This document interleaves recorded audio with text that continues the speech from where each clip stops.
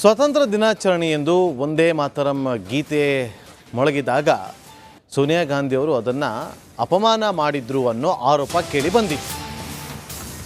ಈ ಅಪಮಾನದ ಆರೋಪದ ವಿಚಾರಕ್ಕೆ ಸಂಬಂಧಪಟ್ಟಂತೆ ಮೈಸೂರಿನಲ್ಲಿ ಸೋನಿಯಾ ಗಾಂಧಿ ವಿರುದ್ಧ ಬಿಜೆಪಿ ಪ್ರತಿಭಟನೆಯನ್ನು ನಡೆಸಿ ಆಕ್ರೋಶವನ್ನು ಹೊರಹಾಕಿದೆ. ಬಿಜೆಪಿ ಯುವ ಮೋರ್ಚಾ ವತಿಯಿಂದ ಈ ಪ್ರತಿಭಟನೆ ನಡೆದಿರುವುದು ರಾಮಸ್ವಾಮಿ ವೃತ್ತದಲ್ಲಿ ನಿನ್ನೆ ಸಂಜೆ ಕ್ಯಾಂಡಲ್ ಹಿಡಿದು ಪ್ರೊಟೆಸ್ಟನ್ನು ಕೂಡ ಮಾಡಲಾಗಿತ್ತು.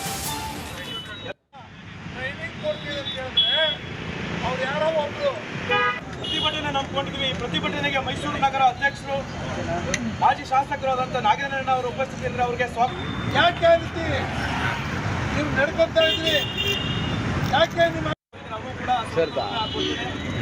ಹಾಗೇನೆ ಟ್ರೈನಿಂಗ್ ಕೊಡ್ತೀವಿ ಅಂತ ಹೇಳಿದ್ರೆ ಅವ್ರು ಯಾರೋ ಒಬ್ರು ಪ್ರತಿಭಟನೆ ನಂಬಿಕೊಂಡಿದ್ವಿ. ಪ್ರತಿಭಟನೆಗೆ ಮೈಸೂರು ನಗರ ಅಧ್ಯಕ್ಷರು ಮಾಜಿ ಶಾಸಕರಾದಂಥ ನಾಗೇಂದ್ರಣ್ಣ ಅವರು ಉಪಸ್ಥಿತಿಯಲ್ಲಿ ಅವರಿಗೆ ಸ್ವಾಗತ.